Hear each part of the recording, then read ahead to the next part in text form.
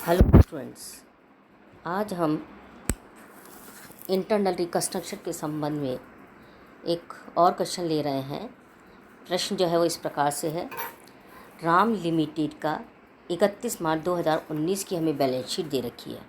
Equity and liability side जो हमें दिया गया है उसमें सब्सक्राइब फंड शेयर कैपिटल दे की गई है।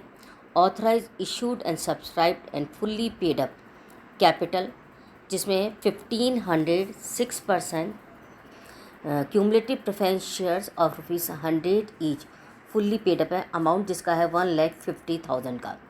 दूसरा 2,000 equity share of ₹100 each fully paid up amount है इनका 2 लाख रुपए।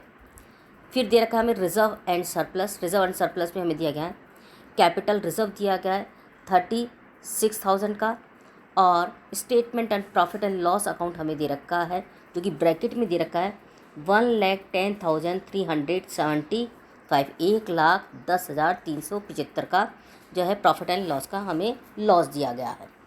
करंट लायबिलिटीज़ में शॉर्ट टर्म बोरोइंग्स के अंतर्गत हमें दे रखा है बैंक ओवरड्राफ्ट दिया गया है 51,000 रुपीज़ का। इसके पश्चात हमें दिया गया है ट्रेड पेबल्स सन्ड्री क्रेडिटर्स दिए गए हैं इसके अंदर ही हमें को, और ये दे रखे हैं 42,500 के हमें सन्ड्री क्रेडिटर्स दिए गए हैं। एसेट्स साइड के अंदर हमें दे रखा है non current assets. Non current assets में फिक्स एसेट्स जो है वो दे रखी हैं। फिक्स एसेट्स में टेंजिबल एसेट्स में लीज होल्ड प्रॉपर्टी 50,000 की दे रखी है। प्लांट एंड मशीनरी 1,52,000 का दे रखा है। फिर हमें दे रखे हैं इंटेंजिबल एसेट्स में हमें दिया गया है गुडविल दी गई है हमें 50,000 की। उसके बाद में हमें दे रखा है अदर नॉन करंट एसेट्स में हमें दे रखे हैं शेयर्स इशू एक्सपेंसेस दे रखे हैं 7,250 के। फिर करंट एसेट्स में इन्वेंट्रीज़ है हमारे को दी गई हैं। इन्वेंट्रीज दे रखी हैं हमें 79,175 रुपीज़ की, और ट्रेड रिसीवल्स में सन्ड्री डेटर्स हमें दिए गए 30,200 के। टोटल है बैलेंस शीट का 3,69,125 है। ये बैलेंस शीट का हमारा टोटल दे रखा है। तो इस प्रकार से स्टूडेंट्स ये हमें जो है इसके अंदर दी गई है बैलेंस शीट दी गई है। इस बैलेंस शीट के आधार से अदर इन्फॉर्मेशन जो है हमें वो दी गई हैं। अदर इन्फॉर्मेशन में नोट के अंतर्गत सबसे पहले दे रखा है पूर्वाधिकार अंशों पर लाभांश गत 3 वर्षों से बकाया है। कंपनी व्यापारिक कठिनाइयां महसूस कर रही है तथा वित्तीय साधनों को पुनर्गठित करने का निश्चय किया गया है। ऐसे में पूंजी में से कंपनी की निम्नलिखित योजना के लिए ट्रिब्यूनल से 1 अप्रैल 2019 को स्वीकृति प्राप्त की गई है। पहला, संचयी पूर्वाधिकार अंशों को 75 रुपये प्रति अंश तक कम किया जाए। सेकंड, इक्विटी अंशों को 12.5 रुपये प्रति अंश तक कम किया जाए।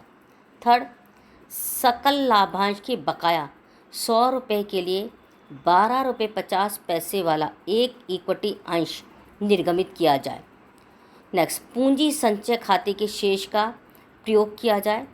प्लांट एंड मशीनरी को 75,000 रुपये तक अपलिखित किया जाए। लाभानी खाते के विवरण का ऋणात्मक शेष समस्त अदृश्य एवं अन्य गैर चालू संपत्तियां अपलिखित करनी है। कंपनी की अधिकृत अंश पूंजी को 3,50,000 रुपये पर कायम रखना है, और जो कि 1,500 रुपये वाले 75 रुपये वाले प्रेफरेंस शेयर्स में और 12.5 रुपये वाले इक्विटी अंशों में होगी। इक्विटी अंश का सममूल्य नकद के लिए निर्गमित किए जाएंगे जिन पर समस्त राशि आवेदन के साथ दे थी। 5,000 इक्विटी अंश सममूल्य पर नकद के लिए निर्गमित किए गए हैं जिन पर समस्त राशि आवेदन के साथ दे है। सभी अंशों के लिए पूर्ण प्रदत्त अभिधान प्राप्त कर लिया गया है। आवश्यक जनरल प्रविष्टियाँ करनी है और योजना को पूर्ण करने के पश्चात चिट्ठा बनाना है। इस प्रकार से स्टूडेंट देखिएगा, हमें इसके अंतर्गत अदर इन्फॉर्मेशन के अंदर जो है वो 8 पॉइंट दिए गए हैं, जिसमें कहा गया है कि कंपनी के जो है वो पूर्वाधिकार अंशों पर लाभांश पिछले 3 वर्षों से बकाया है। इसके अतिरिक्त अंशों के मूल्यों में कमी करने के लिए कहा गया है, और अंशों के मूल्यों के कमी करने और कैपिटल रिजर्व का जो है वो हम प्रयोग करके और समस्त जो है हमारे ऋणात्मक शेष, समस्त अदृश्य संपत्तियाँ, इन सबको हमें क्या करना, अपलिखित करना है और नए अंशों का साथ में हमें निर्गमन भी करना है। इस प्रकार से अब हम देखते हैं जनरल एंट्रीज किस तरह से हम इसके अंदर बनाएंगे। जनरल एंट्रीज के अंदर देखिएगा 2019 अप्रैल 1 को फर्स्ट एंट्री हम अंश के मूल्यों में कमी कर रहे हैं। पहले हम प्रेफरेंस शेयर्स के मूल्य में कमी कर रहे हैं। एंट्री बनाएंगे, ओल्ड वैल्यू है इसकी 100 रुपीज़, तो ब्रैकेट में लिखेंगे 100 rupees 6% cumulative preference share capital account debit to, नया मूल्य हमने रखा 75 रुपीज़, तो टू 75 रुपीज़ ब्रैकेट में 6% preference share cumulative capital account to capital reduction account. Student देखिएगा जो हमारी पुरानी पूंजी है वो 1,50,000 है। हमने यहाँ पे पूंजी में कमी करी, अंशों की संख्या में परिवर्तन नहीं हो रहा। अंश की संख्या जो हमारे पहले अंश थे वही अंश अभी है हमारे इसके अंदर। हमें क्या करना है इसके अंदर कि जो अंश का मूल्य है वो अंश का मूल्य हमने क्या कर दिया है, 75 रुपये कर दिया है। 75 रुपये से हम इनको मल्टीप्लाई करेंगे तो 1,12,500 जो है हमारे पास में ये आ जाएंगे और बाकी का अमाउंट 37,500 जो है वो कैपिटल रिडक्शन के अंदर चला जाएगा।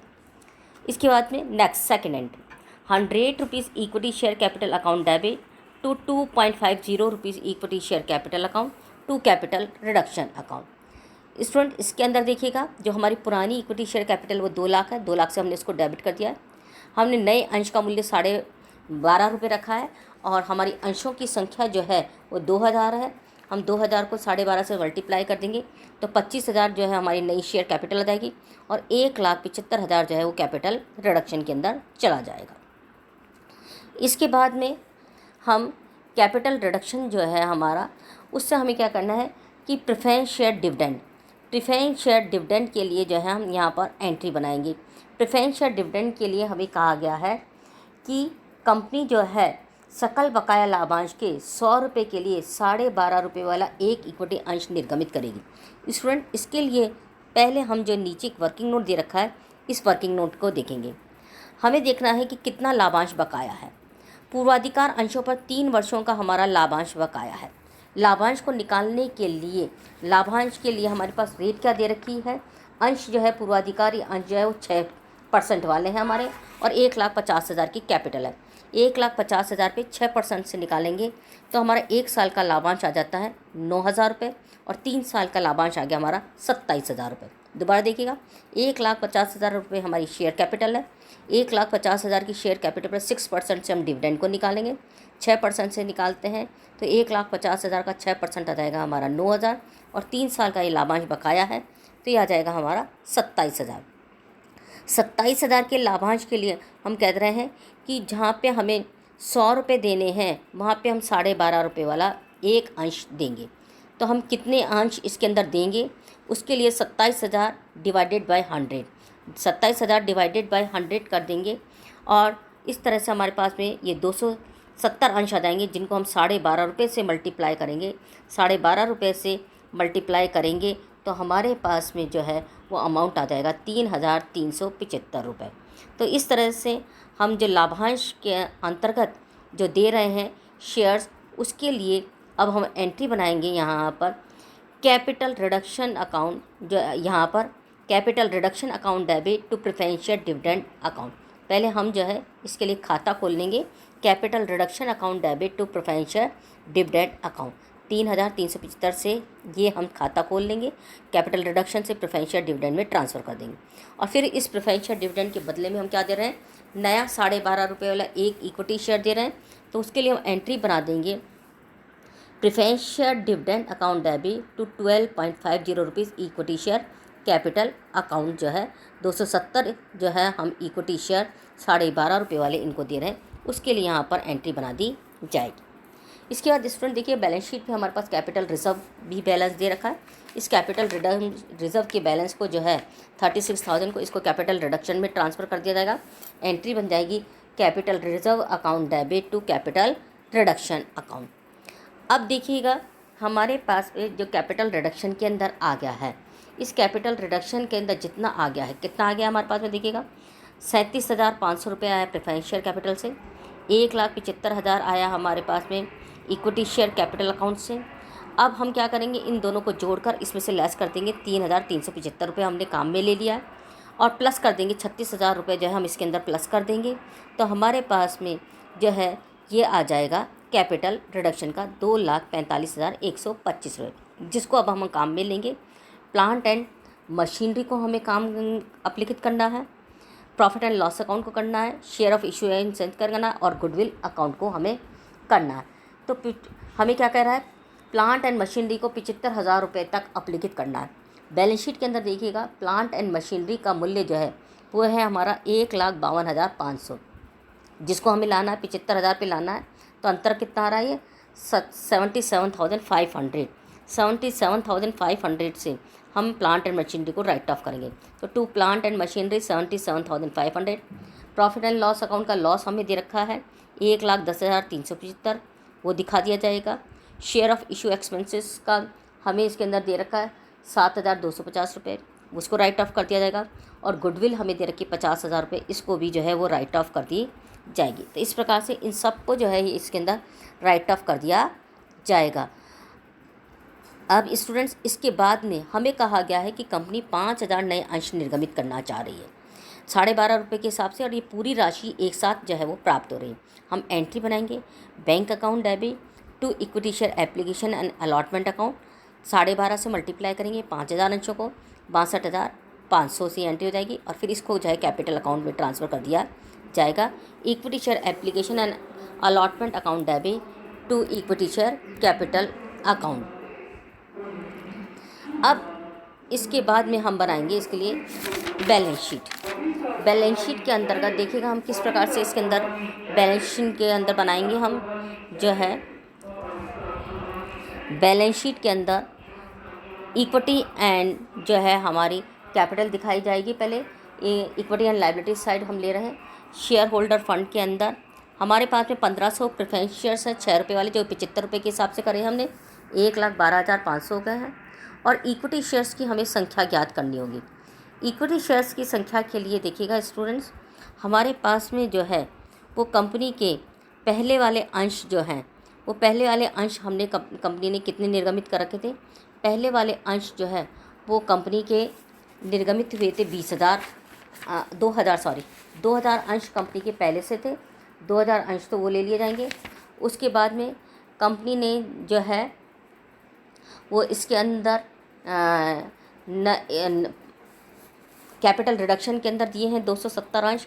270 अंश जो है वो कैपिटल रिडक्शन वाले ले लिए जाएंगे। और नए अंश का निर्गमन किया है कंपनी ने, 5,000 नए अंशों का निर्गमन किया है। 5,000 जो है कंपनी के नए अंश जो है वो ले लिए जाएंगे। इस प्रकार से कंपनी जो है वो सारे अंशों का टोटल लगा के और जो है इनको दिखा देगी बैलेंस शीट के अंदर। बैलेंस शीट के अंदर कंपनी के द्वारा जो दिखाए जा रहे हैं देखिएगा 5,000 और 2,000 टोटल 7,000 तो शेयर जो है कंपनी के द्वारा वो किसके अंदर दिए जा रहे हैं, नगद के अंदर दिए जा रहे हैं। तो नगद वाले अंशों को दिखा दिया जाएगा यहाँ पे। और 270 जो है शेयर जो है कंपनी के द्वारा वो दिए जा रहे हैं यहाँ पर डिविडेंड के प्रतिफल के रूप में। स्टूडेंट देखिएगा यहाँ पर जो कंपनी की जो कैपिटल है वो कैपिटल जो है हमारी टोटल 3,50,000 की कैपिटल है। इस 3,50,000 की कैपिटल में से हमने जो है वो पूर्वाधिकार अंशों के अंदर कर दी। हमने पूर्वाधिकार अंशों के अंदर हमारी चली गई 1,12,500 और शेष बच रही है 2,37,500, जिसको हम इक्विटी शेयरों में डालेंगे। और इक्विटी शेयर का मूल्य हमारा 12.50 रुपये, जिससे हमारी संख्या आ जाएगी 19,000। तो हमारे ऑथराइज के अंदर तो 19,000 आ जाएंगे, लेकिन जब हम इनको इशू कर रहे हैं तो इशू कितने कर रहे हैं, 2,000 पहले से इशू थे हमारे, 5,000 हमने नए इशू करें और 270 हमने डिविडेंड के रूप में पेमेंट किया, उनको दिखा दिया जाएगा। इसके पश्चात हम लेंगे करंट लायबिलिटीज़। करंट लायबिलिटीज़ के अंदर जो हमें बैलेंस शीट के अंदर दे रखा है पहले से, उसके अंदर देखिएगा हमारा दे रखा है सन्ड्री क्रेडिटर्स। सन्ड्री क्रेडिटर्स को एज इट इज़ दिखा दिया जाएगा 42,500। इसके बाद आइएगा एसेट्स। एसेट्स के अंदर जो है हमारे पास में फिक्स एसेट्स में टेंजिबल एसेट्स में लिया था lease hold property. Lease hold property के अंदर जो है वो हमने इसका मूल्य कर दिया है 50,000 रुपये। तो लीज होल्ड प्रॉपर्टी 50,000 की रह गई। और प्लांट एंड मशीनरी का मूल्य कम करके हमने उसको कितने करना है, 75,000। तो 75,000 जो है वो प्लांट एंड मशीनरी को दिखाया जाएगा। करंट एसेट्स के अंदर इन्वेंट्रीज कोई परिवर्तन नहीं हुआ, 79,175 की रहेगी। डेटर्स में कोई परिवर्तन नहीं करा, 30,200 के रहेगा। और जो हमारा कैशड बैंक है वो कैशड बैंक हम यहाँ पर ज्ञात करेंगे। कैसे निकालेंगे? हमारे पास में जो नए अंश हैं वो नए अंश हमारे 62,500 के आए हैं, उनसे हमारे पास में नगद में प्राप्त हुआ। और उससे पहले हमारे पास में बैंक ओडी था 51,000 का। हम क्या करेंगे? 62,500 में से 51,000 का बैंक ओडी को पे कर देंगे और बैलेंस बचेगा 11,500 का जो है हमारे पास में ये बैलेंस बच जाएगा, इसको दिखा दिया जाएगा। और बैलेंस शीट का टोटल जो है वो हमारा आ जाएगा 2,45,875 जो है वो बैलेंस शीट का ये हमारा टोटल आ जाएगा। तो स्टूडेंट्स, इस प्रकार से जब पूर्वाधिकार अंश प्रश्न में दे रखे हैं और पूर्वाधिकार अंशों पर लाभांश हमारा बकाया चल रहा है और उसका त्याग किया जा रहा है अंशधारियों के द्वारा, तो उसके संबंध में हम एंट्री इस प्रकार से बनाएंगे। Thank you.